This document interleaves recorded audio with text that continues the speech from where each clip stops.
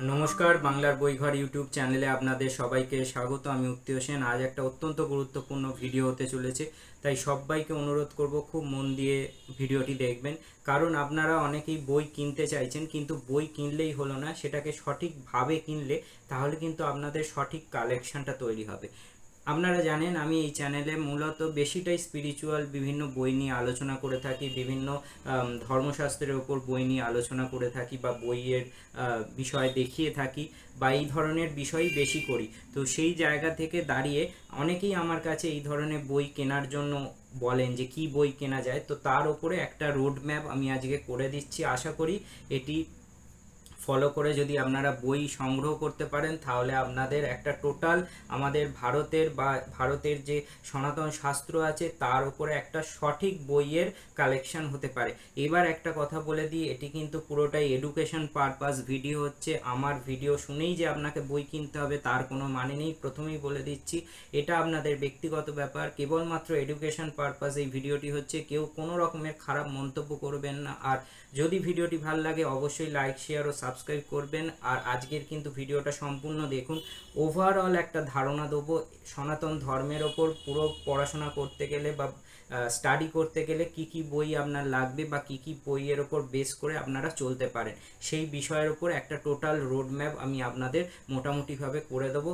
এবং খাতা পেন নিয়ে বসে যান, তাহলে সুবিধা হবে, কারণ যা যা বলবো পরপর লিখে নিন, তাহলে এটার ওপরে বেস করে আপনারা কিন্তু একটা সঠিক ভাবে এগোতে পারবেন কি কি বই কেনা উচিত বা কেনা যেতে পারে। এবার প্রথমেই বলি, শুরু করছি তাহলে আজকের ভিডিও। প্রথমেই আপনারা জানেন আমাদের মেন যে ধর্মগ্রন্থ সেটা হচ্ছে বেদ। বেদ থেকেই সব কিছু সৃষ্টি হয়েছে বলা হয়। তো সেখানে দাঁড়িয়ে আমাদের চারটি বেদ আছে। কি কি? ঋক, সাম, যজু, অথর্ব, এই চারটি বেদ আছে। এই চারটি বেদের সংক্ষিপ্ত বিষয় আপনাদের একটু বলে দিচ্ছি। আমাদের বেদের মোট মন্ত্র সংখ্যা কটি তা একটু লিখে রাখুন। 20,434টি। ঋগ্বেদের মন্ত্র সংখ্যা তার মধ্যে কটি? 10,589টি। 10,589টি। সামবেদের মন্ত্র সংখ্যা হচ্ছে 1,893টি। 1,893টি। যজুর্বেদের মন্ত্র সংখ্যা হচ্ছে 1,975টি এবং অথর্ববেদের মন্ত্র সংখ্যা হচ্ছে 5,977টি। তাহলে বুঝতে পারলেন বেদ। এবার আমরা বলি যে কি বই কিনবেন বা কোথার থেকে বই কিনবেন। আমার কাছে আমার জানা, আমি এতদিন ধরে ঘুরেছি কিন্তু এখনো পর্যন্ত আমি বড় সেট কিনিনি বেদের। আমার কাছে বেদ সমগ্রটা আছে, তার থেকে মোটামুটি আমার একটা ধারণা লাভ হয়েছে। আমার খুব ইচ্ছে আছে আমি অক্ষয় লাইব্রেরির বেদ সমগ্রটা কিনবো। 5টি বই নিয়ে একটা পুরো সেটটা হয়, ঋক, সাম, যজু, অথর্ব নিয়ে 4টি বেদের টোটাল 5টি বইয়ের ওদের সেট হয়।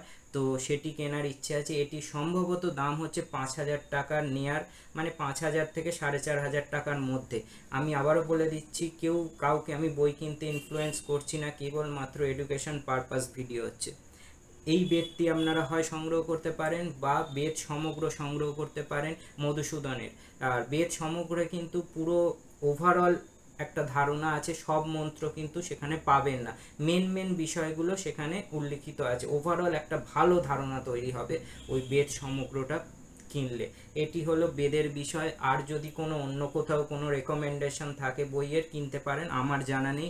আমার এই দুটোই মনে হয়েছে কেনা যেতে পারে, তো আমি সেই দুটো আমার লিস্টে রেখেছি। তার মধ্যে একটি কেনা হয়েছে আর একটি এখনো কেনা হয়ে ওঠেনি। বুঝতেই পারছেন 5,000 টাকার মতো দাম, অনেক টাকার ব্যাপার। এরপর আমরা চলে যাই পরে। বেদ গেল, বেদ আপনারা সংগ্রহ করতে পারেন, বেদ কিনতে পারেন। এরপর আমরা কি কিনবো? এরপরে আমাদের আসতে হবে বেদের শেষে উপবেদ আছে, মানে উপবেদ হয় 4টি। কি কি উপবেদ হয় তা লিখে রাখুন। আয়ুর্বেদ হয়, ধনুর্বেদ হয়, গন্ধর্ব বেদ হয় আর অর্থশাস্ত্র হয়। এই 4 রকমের। এর ওপরে ভিত্তি করে আপনারা বই কিনতে পারেন। আয়ুর্বেদের ওপর ভালো ভালো বই পাওয়া যায়, ধনুর্বেদের ওপর বই পাওয়া যায়, গন্ধর্ব বেদের ওপর বই পাওয়া যায় কি না আমি বলতে পারবো না, কারণ আমি জানি না, আমি কখনো সার্চ করিনি কলেজ স্ট্রিটে। আর হচ্ছে অর্থশাস্ত্রের ওপর বই পাওয়া যায়। সব বইয়ের নাম আমার পক্ষে বলা সম্ভব না, আমি শুধু আপনাদের একটা রোড ম্যাপ দিচ্ছি, পুরো সিরিয়াল ওয়াইজ কি কি বইয়ের আপনারা কিনতে পারেন সেটার ধারণা দিচ্ছি। বাকিটা কিন্তু খোঁজ খবর আপনাদেরকে নিজেকেই নিতে হবে। এরপর কি বলা হচ্ছে, আমাদের বেদাঙ্গ হয় 6টি। সেই বেদাঙ্গ 6টির নাম আপনারা জেনে রাখুন। একটি হচ্ছে শিক্ষা পাণিনির, এছাড়া হচ্ছে কল্প বিভিন্ন ঋষি সম্প্রদায়ের। এরপরে প্রথমটা হলো কি, ভালো করে শুনে নিন, প্রথমটা হচ্ছে কি শিক্ষা পাণিনির, তারপর হচ্ছে কল্প বিভিন্ন ঋষি সম্প্রদায়ের, তারপর হচ্ছে ব্যাকরণ হয় পাণিনির, এছাড়া হচ্ছে নিরুক্ত, নিরুক্ত হচ্ছে যাস্ক, আর হচ্ছে ছন্দ, ছন্দ ছন্দ হচ্ছে পিঙ্গলাচার্য, ঠিক আছে, আর হচ্ছে জ্যোতিষ হচ্ছে গর্ণ, ঠিক আছে। এই 6টি বেদাঙ্গ হয়।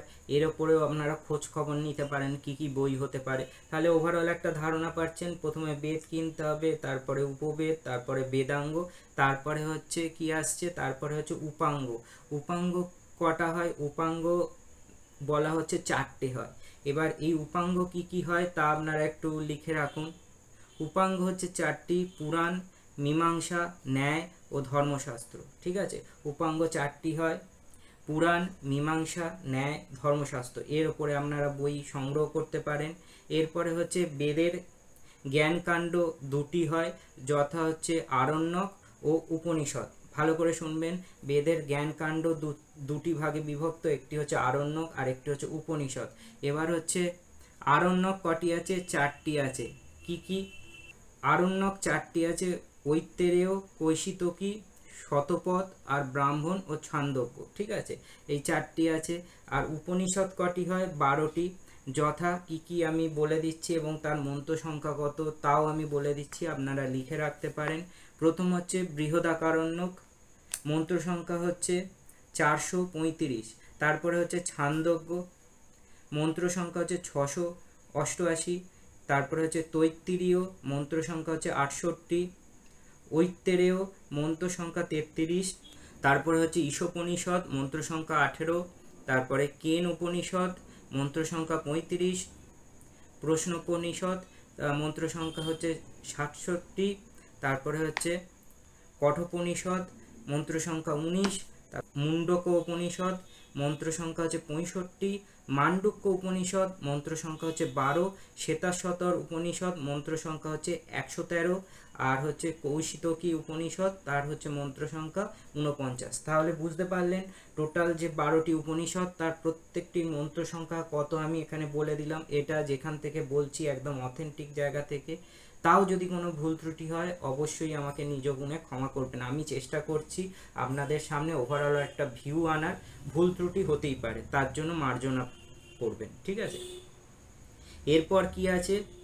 আমাদের দর্শন শাস্ত্র আছে। দর্শন শাস্ত্র কটি হয়? 6টি দর্শন শাস্ত্র হয়। আপনারা তার মানে উপনিষদ 12টি সংগ্রহ করতে পারেন। উপনিষদের বই পাওয়া যায়, 12টি উপনিষদ একত্রে পাওয়া যায়, গীতা প্রেসের পাওয়া যায়, বিভিন্ন এছাড়া আপনি উদ্বোধন কার্যালয়ের থেকে উপনিষদ বার হয়, নিতে পারেন। ভালো ভালো উপনিষদ আছে। এছাড়া মধুসূদনের একটি উপনিষদ হয়েছে, 56টি উপনিষদ একত্রে করা হয়েছে, ওটিও নিতে পারেন। এই ধরনের উপনিষদ প্রচুর পাবেন, আপনারা কলেজ স্ট্রিটে খোঁজ খবর নেবেন, উপনিষদ পেয়ে যাবেন। তাই এরপর আছে আমাদের দর্শন। আমাদের 6টি দর্শন আছে ভারতের। সেই 6টি দর্শন কি কি আমরা একটু এবার জেনে নিই। প্রথম হচ্ছে সাংখ্য দর্শন। সাংখ্য দর্শনের রচয়িতা হচ্ছে মহর্ষি কপিল। তারপরে আছে যোগ দর্শন, রচয়িতা হচ্ছে পতঞ্জলি। তারপরে হচ্ছে ন্যায় দর্শন, রচয়িতা হচ্ছে গৌতম। তারপরে বৈশেষিক দর্শন, রচয়িতা হচ্ছে কনাদ। পূর্ব মীমাংসা, রচয়িতা হচ্ছে জৈমিনী।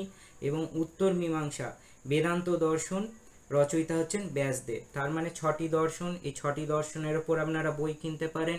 তার মানে বুঝতে পারছেন, পুরো সিরিয়াল ওয়াইজ আপনারা এইভাবে বই যদি কিনতে থাকেন তাহলে আপনাদের টোটাল একটা ভালো স্পিরিচুয়াল বইয়ের কালেকশন হবে, বা সনাতন ধর্মের বইয়ের ওপর আপনাদের একটা ভালো কালেকশন হতে পারে।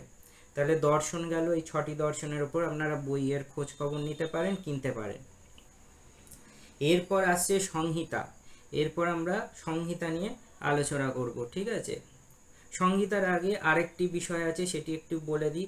মীমাংসা হচ্ছে 2টি, যথা হচ্ছে কর্মমীমাংসা এবং ব্রহ্মমীমাংসা বা ব্রহ্মসূত্র। এর ওপরেও বই পাওয়া যায়, আপনারা সংগ্রহ করতে পারেন। তারপরে হচ্ছে স্মৃতি সংহিতা বা সমাজ ব্যবস্থাপন শাস্ত্র, 20টি আছে। তো 20টি কি কি আছে সেগুলো আমরা একটু পড়ব।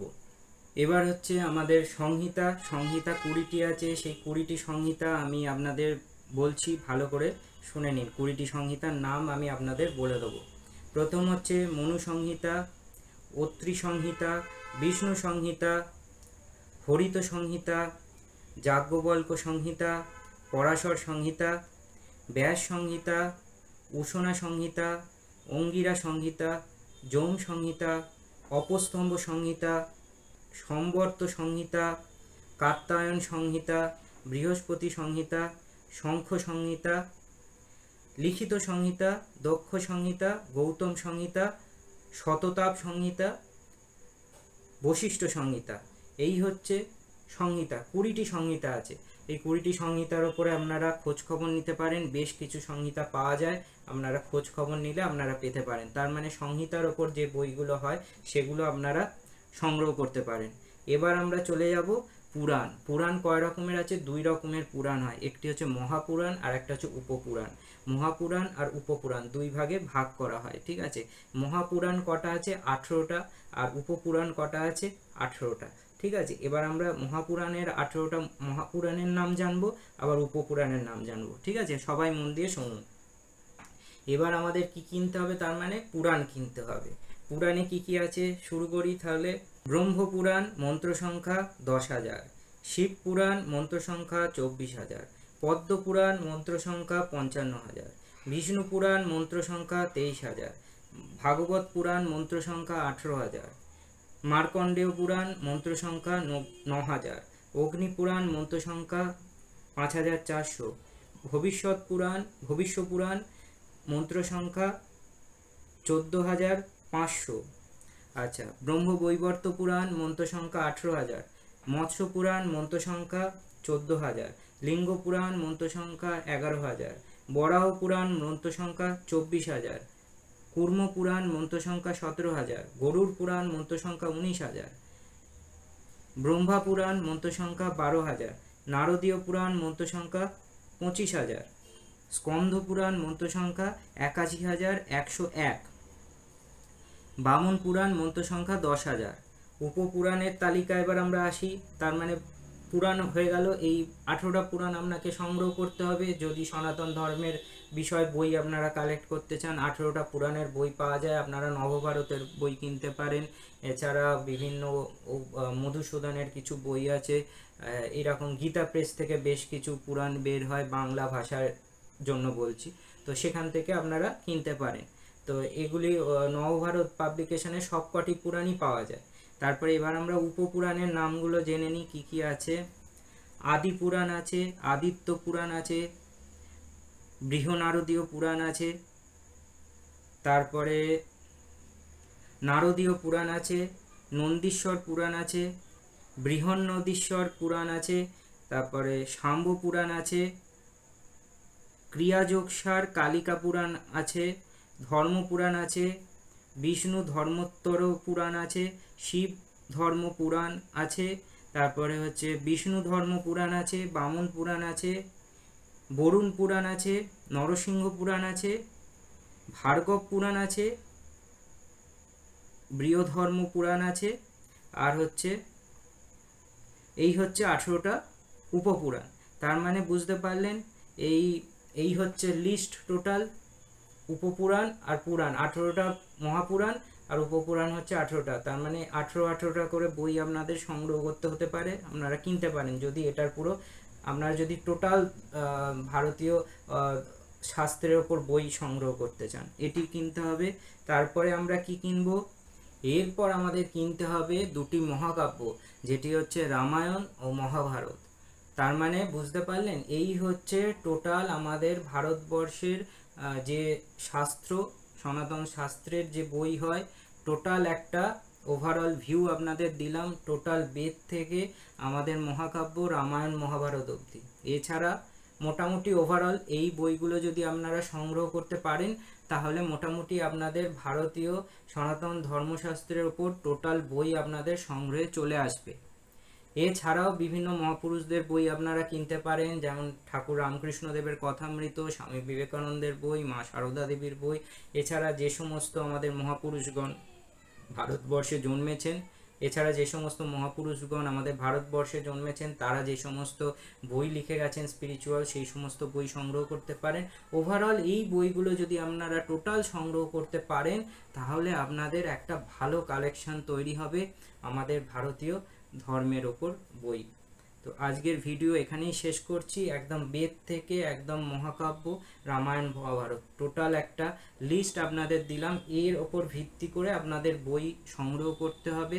তার মধ্যে সবথেকে বেশি জোর দেবেন বেদটা জোর দেবেন, এছাড়া আমাদের কিছু সংহিতা হয় সেগুলোতে জোর দেবেন, উপনিষদে জোর দেবেন, আর যেটায় জোর দেবেন পুরাণগুলো, মহাপুরাণ, উপপুরাণ যদি কিছু সংগ্রহ করতে পারেন অবশ্যই করবেন। আর এছাড়া রামায়ণ, মহাভারত, মহাকাব্য সংগ্রহ করবেন। তাহলে দেখবেন আপনাদের একটা ভালো কালেকশন তৈরি হবে। রামায়ণ এবং মহাভারত এই দুটোই নেবেন। কালীপ্রসন্ন সিংহের মহাভারত হয়, তারপরে আমাদের কালীপ্রসন্ন সিংহের মহাভারতটা কিনতে পারেন, ওটি খুবই ভালো। এছাড়াও রাজশেখর বসুর মহাভারত হয়, গীতা প্রেস থেকে মহাভারত প্রকাশিত হয়, রামায়ণ প্রকাশিত হয়, এই ধরনের বই আপনারা কিনতে পারেন। আর এছাড়া উদ্বোধন কার্যালয় থেকেও প্রচুর স্পিরিচুয়াল বই বেরোয়, গীতা প্রেস থেকে প্রচুর স্পিরিচুয়াল বই বেরোয়, গিরিজা লাইব্রেরি থেকে প্রচুর স্পিরিচুয়াল বই বেরোয়। তো আপনারা এই সমস্ত বই যদি ওভারঅল কালেকশানে আনতে পারেন তাহলে আপনাদের একটা প্রপার ভারতীয় শাস্ত্রের ওপর একটা ভালো বইয়ের কালেকশন হতে পারে। তো আজকের ভিডিও এখানেই শেষ করছি। যদি ভিডিওটি ভালো লাগে লাইক, শেয়ার ও সাবস্ক্রাইব করবেন, এবং অনেক কষ্ট করে এই ভিডিওগুলি বানাতে হয়। আর যদি কিছু ভুল ত্রুটি হয়ে যায় তা নিজ গুণে ক্ষমা করবেন, কারণ সব যে ঠিক হয়েছে আমি এমন কথা বলি না। আমি ওভারঅল একটা ধারণা আপনাদের দিলাম, এটি অনেক সংগ্রহ করে আমি বিষয়টি তৈরি করেছি। যদি ভালো লাগে অবশ্যই লাইক, শেয়ার ও সাবস্ক্রাইব করবেন। আর এরকম মূল্যবান ভিডিও দেখতে অবশ্যই আমার চ্যানেলের সঙ্গে থাকুন। সবাই ভালো থাকবেন। এরকম গুরুত্বপূর্ণ ভিডিও নিয়ে আমি প্রায়ই চলে আসি। আর সকাল 8টায় তো ভিডিও আসে, আর রাতেও চেষ্টা করব মাঝে মাঝে 8টার সময় ভিডিও আনার। সবাই ভালো থাকবেন।